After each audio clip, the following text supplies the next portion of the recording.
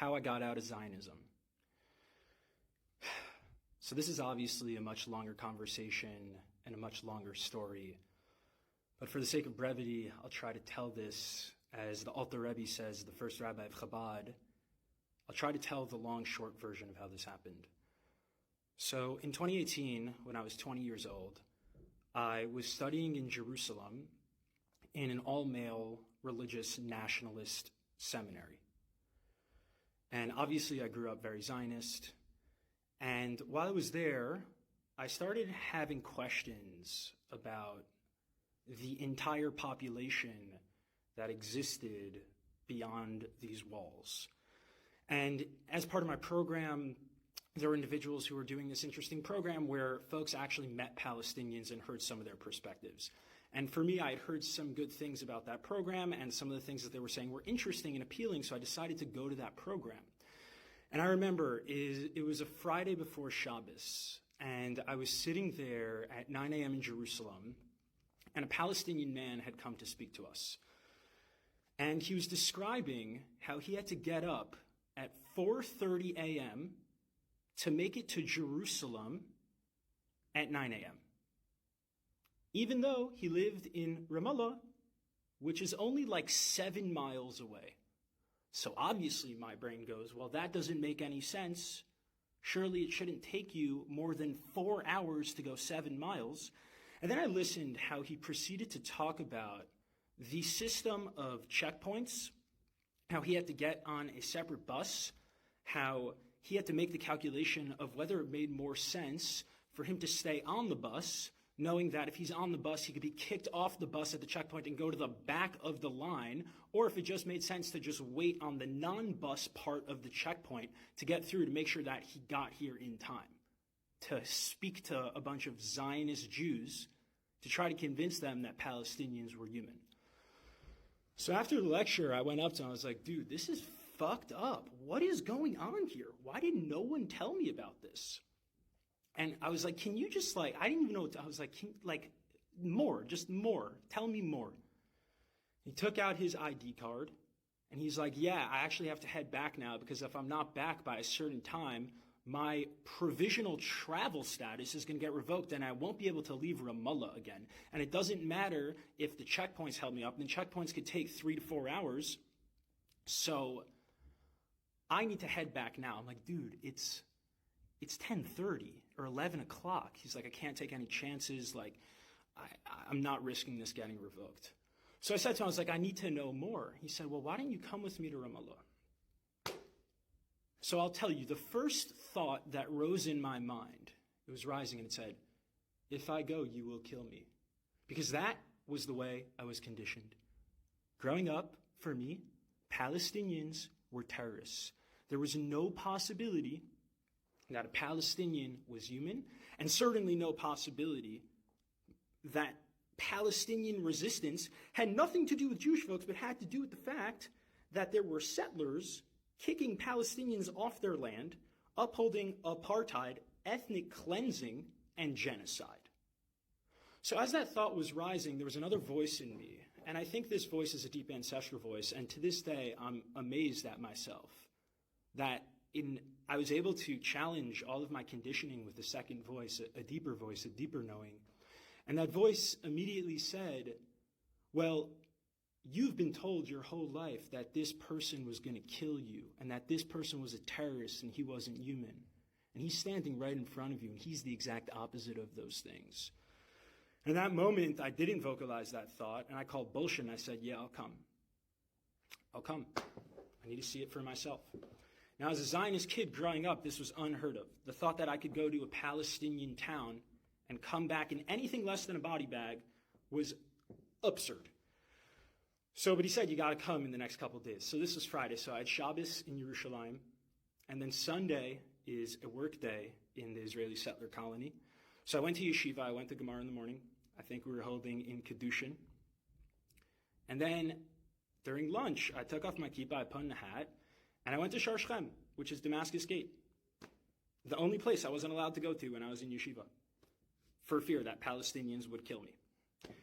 And the second I stepped into Damascus Gate, I I don't want to say became Palestinian, that's ridiculous. I had tremendous privilege as a settler, but I got to taste, maybe instead of a drop in the ocean, I got to taste the mist surrounding one drop in the ocean of what it's like to be subject to a settler colonial regime. And I got on a Palestinian bus, and for me, I was like, well, this is interesting that it's a completely different busing system, but even more than that, it's like I, all of a sudden, was with the people who were supposed to kill me, and in fact, the very opposite happened, where when I was on a Palestinian bus, all of a sudden my sense of identity and belonging started to become Palestinian in terms of my sense of where my safety lies, and my sense of threat immediately became, holy shit, I'm on a Palestinian bus, I am being read as Palestinian in a fucking genocidal settler colony. I am about to go through an hour and a half of military checkpoints in knowing that this occupying army can do whatever they want to me, and the only protection I have is an American passport, which is way more than any Palestinian has, and I was still terrified. And I remember the process of just like this image of a Palestinian father being comforted by his daughter. This man's probably 65 years old, and just me just realizing in that moment, like, the deep humiliation that this person had to undergo. And he was someone privileged who was able to leave Ramallah to Jerusalem. And I remember just going through the Columbia checkpoint, IDF soldiers coming on, harassing us. And I remember going into the Columbia checkpoint and being on the inside of the wall and seeing the beautiful graffiti and seeing that there was a graffiti of someone, a kid with a slingshot. And my Jewish brain at the time said, wow, this is amazing. The Quran and the Torah are so similar. They also have an image of King David with a slingshot. And then after that, the bus kept going, and the slingshot was pointed at an IDF soldier. And that's when it started to crumble for me, where I said, wait a second, who's who here? Who's David and who's Goliath? These are the same rocks that my ancestors used to resist oppression. And now these rocks of Palestine are being used by Palestinians to resist oppression too. And we have become our worst nightmare. I remember sitting in a bar in Ramallah. Sorry, the Israeli security apparatus, I don't remember who it was, but if you could find him for me, that'd be lovely, because I dearly miss him and he changed my life.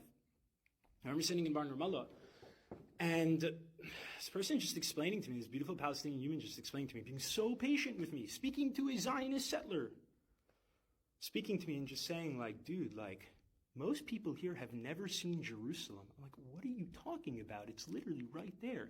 It's like you have to be a male and 65 or older, or women 55 or older, or you need to have someone sponsor you for a work permit, but the only way they can sponsor you, there has to be an Israeli, and how the fuck is an Israeli going to sponsor you if they don't even know you exist because you're behind the wall? Again, maybe the regulations have changed. This was my experience 5 years ago. It's probably gotten worse. And I remember him saying to me, he said, Shlomo, what would you do?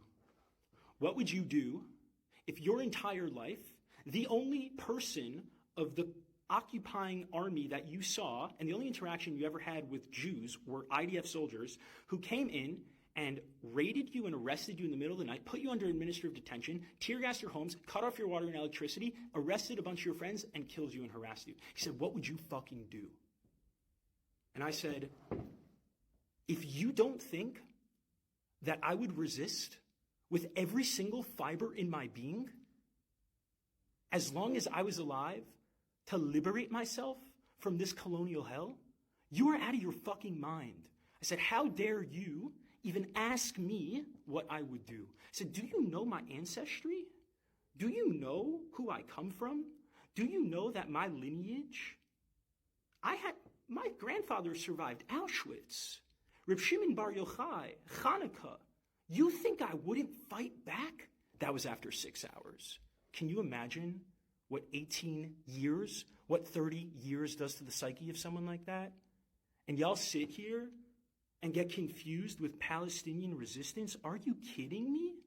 All that shows me is that A, you have no idea what the settler colony of Israel is, and B, it's disrespectful. You're disrespecting yourself because you're telling me that if you were in that position, you wouldn't fight back and you would willingly die. And that tells me that if I was in Auschwitz with you and we were in the bunkers, you wouldn't resist our Nazi captors. And that is someone I don't trust. So let's fucking get it together and start telling the truth and take this seriously. Let's fucking free Palestine for all people,